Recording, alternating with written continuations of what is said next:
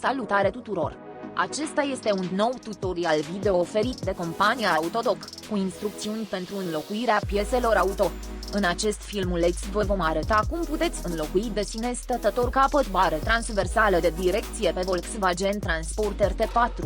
În descrierea de mai jos găsiți link-urile către magazinul nostru online, de unde puteți cumpăra piesele de schimb necesare.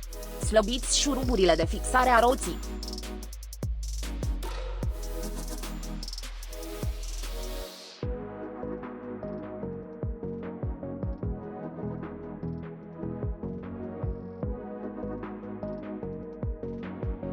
Utilizați o capăt cheie tubulară număr 19, slăbiți piulița de blocare de pe cap.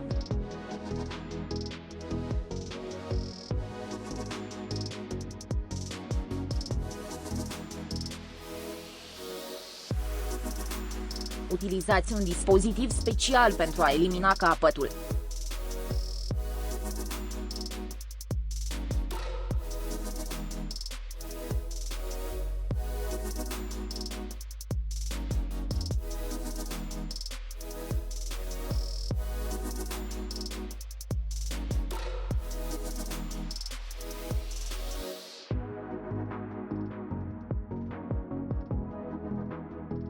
Utilizați o cheie fixă număr 24.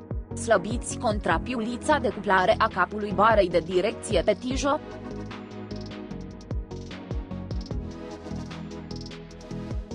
Deșurubați capul din bara de direcție.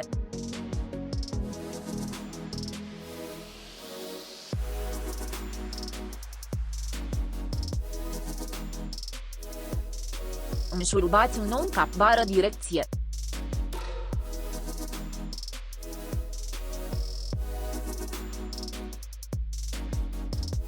Strângeți piulița de blocare pe capul nou.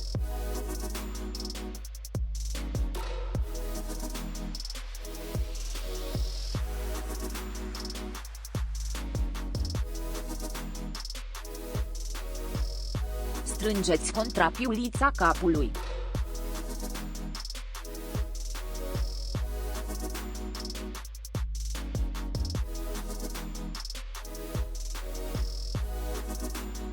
Montați roata.